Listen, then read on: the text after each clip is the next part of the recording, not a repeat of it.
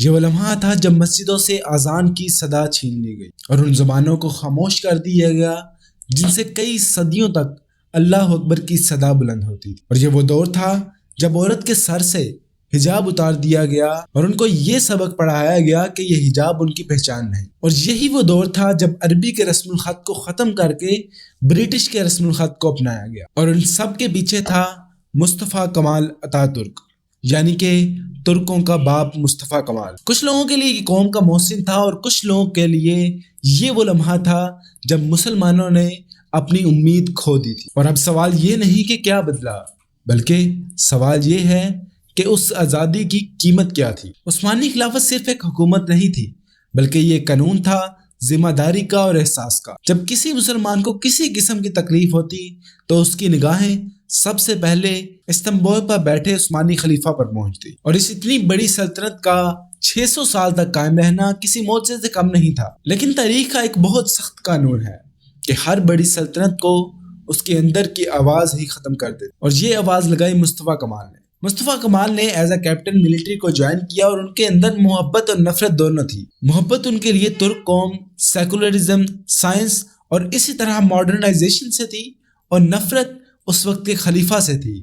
ان کا کہنا تھا کہ عثمانیوں کا سائنس میں اتنا پیچھے رہ جانا صرف اور صرف خلیفہ کی غلطی ہے۔ انہوں نے اپنی جوانی میں ہی ینگ ترک کے نام سے ایک تنظیم کو جوائن کیا جو مکمل طور پر سیکولر تھی۔ مصطفیٰ کمال بہت ہی ہنرمند اور ایک ذہین آدمی تھے۔ آہستہ آہستہ وہ لوگوں میں مقبول ہوتے گئے اور انہوں نے آخرکار عبدالحمید ثانی کو اپنے تخت سے اتار دیا۔ اسی دوران ورلڈ وار 1 شروع ہو گئی اور ینگ ترک کے کچھ پاشا نے ورلڈ وار 1 میں جرمنی کا ساتھ دینے کا فیصلہ کیا۔ مصطفیٰ کمال بھی ان کے ساتھ ہی جنگ میں کود پڑا۔ باقی تمام جنرلوں کو بہت بری شکست ہوئی، لیکن مصطفیٰ کمال نے ایک ایسی مہارت دکھائی جو آج تک ترک لوگوں کے دلوں پر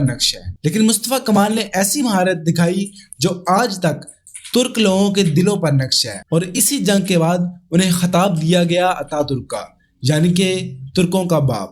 یہ جنگ گیلی پولی کی جنگ کہلاتی ہے، اور یہ جنگ اس وجہ سے مشہور ہے کہ جب مصطفیٰ کمال کے فوجیوں سے گولیاں ختم ہو گئی تو مصطفیٰ کمال نے ان کو چاقوؤں سے لڑنے پر مجبور کیا اور کہا کہ ہمیں کچھ وقت مل جائے گا اور تب تک ہماری فوج ہمارے ساتھ آ ملے گی۔ اور یہ جنگ تقریباً 1 سال تک چلتی رہی، اور آخرکار مصطفیٰ کمال نے اس جنگ میں بہت بہادری دکھائی اور اس جنگ کو جیت لیا۔ اب یہاں جرمنی ورلڈ وار 1 ہار چکا تھا، اور ساتھ ہی سلطنت عثمانیہ بھی ہار چکی تھی، کیونکہ وہ اس جنگ میں جرمنی کا ساتھ دے رہی۔ جب سلطان جنگ ہارا تو اس نے ایک ایگریمنٹ سائن کیا جس میں مکہ، مدینہ، اناطولیہ اور اس طرح بہت سے کئی عثمانی سلطنت کے علاقے دشمن کے قبضے میں دے دیے گئے۔ اس کو دیکھ کر مصطفیٰ کمال بہت ہی ناخوش تھے، اور تب سلطان نے حکم دیا کہ تمام لوگ ہتھیار پھینک دیں۔ مصطفیٰ کمال ادھر سے تو چپ کر کے نکل گیا، لیکن واپس جا کر اس نے اپنی فوج کے ساتھ مل کر حکومت کے خلاف بغاوت شروع کر۔ اس نے اپنی پارلیمنٹ بنائی اور لوگوں کے سامنے آ کر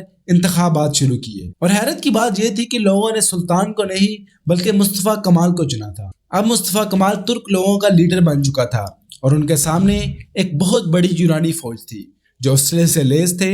جدید ترین اسلحہ ان کے پاس تھا، لیکن اس کے مقابلے میں عثمانی فوج بہت ہی بدحال اور ٹوٹی پھوٹی گنوں کے ساتھ یونانی فوج کا سامنا کر رہی تھی۔ لیکن انہوں نے بہت ہی بہادری کا مظاہرہ کیا اور یونانی فوج کو شکست دے دی، جو اس وقت مسلمانوں کے لیے ایک بہت بڑی اچیومنٹ تھی۔ اب مصطفیٰ کمال نے سلطنت تو ختم کر دی، لیکن اس نے صرف ایک خلیفہ منتخب کیا جو صرف نام کا خلیفہ تھا، اس کے پاس کوئی بھی طاقت نہیں تھی۔ اور جب دنیا کے مسلمانوں نے دیکھا کہ خلیفہ کے پاس کوئی طاقت نہیں رہی تو انہوں نے خلیفہ کو واپس ان کی طاقت دینے کے لیے مہمات شروع کر دی۔ انڈیا میں یہ مہمات بہت ہی آگے تک بڑھ گئی، اور تب اتاترک نے یہ فیصلہ کیا کہ وہ اب خلافت کو بھی ختم کر دے گا۔ اس نے تمام عثمانی خاندان کو ترک سے نکال دیا اور جلا وطن کر دیا، اور اسی طرح خلافت کا بھی خاتمہ ہو گیا۔ اب مصطفیٰ کمال اتاترک نے لوگوں کو جسمانی غلامی سے تو آزاد کر دیا، لیکن انہیں ذہنی غلامی میں مبتلا کر دیا۔